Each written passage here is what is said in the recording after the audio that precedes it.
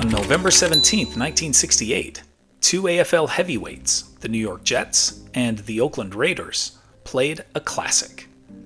10 future Hall of Famers took the field, with iconic head coach Weeb Ewbank on the sidelines for the Jets, and a then-unknown linebackers coach named John Madden on the Raiders staff. Legendary quarterbacks Daryle Lamonica and Joe Namath led their squads in a seesaw battle. The lead changed a total of 8 times. And then, in the final minute, history flipped channels, changing sports broadcasting forever. It has gone down in history as the Heidi game. But what does a popular children's story set in the Swiss Alps have to do with football? And why did this regular season game have such an impact? With 1:05 left to play, Jim Turner's 26-yard field goal put the Jets up 32-29.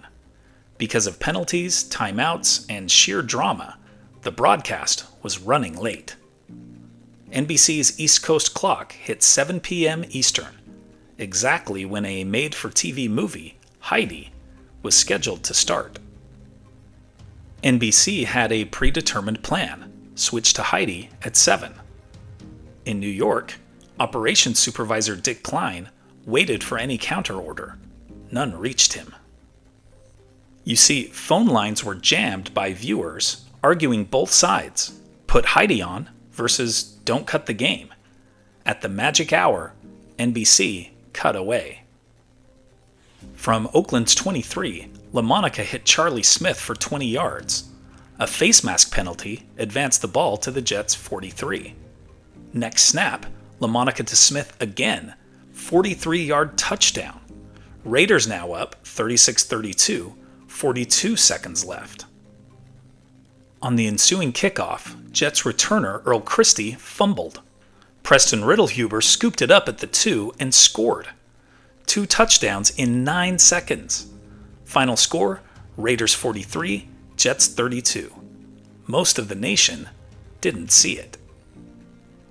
A results crawl appeared on Heidi about 20 minutes later during a dramatic moment in the film.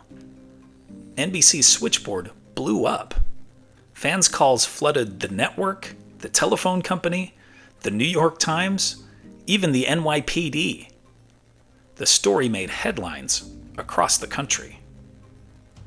A week later, NBC tried to save face by taking out a full-page ad in the New York Times with positive reviews of Heidi, including one from quarterback Joe Namath. I didn't get to see it, but I hear it was great. NBC president Julian Goodman called it a forgivable error made for children expecting to see Heidi. A 1997 poll named the Heidi game the most memorable regular season NFL game ever played. In 2019, the league ranked it as one of the 100 greatest games in its 100-year history. The two teams would meet again that season in the AFL Championship game, with the Jets coming out on top. They would then go on to shock the world by defeating the heavily favored NFL champs, the Baltimore Colts, in Super Bowl III. After the Heidi game, the NFL added contract language to keep games on air in home markets until completion. NBC installed a dedicated Heidi Phone, so control rooms could never be isolated again. That November night, a little girl in the Alps didn't beat the Jets. But Heidi changed how America has watched football ever since. Here are other events that happened today in history. In 1558, Elizabeth I begins her 44-year reign in England after the death of her sister, Mary I. In 1973, U.S. President Richard Nixon emphatically announces that he is not a crook. In 1989, U.S. President George H.W. Bush gives the first official Thanksgiving turkey pardon.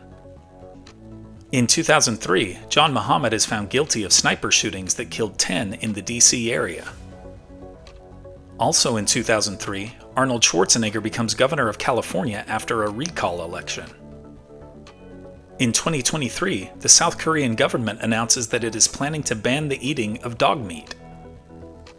In 2024, 2 major fiber optic cables in the Baltic Sea are intentionally cut, likely by a Chinese ship.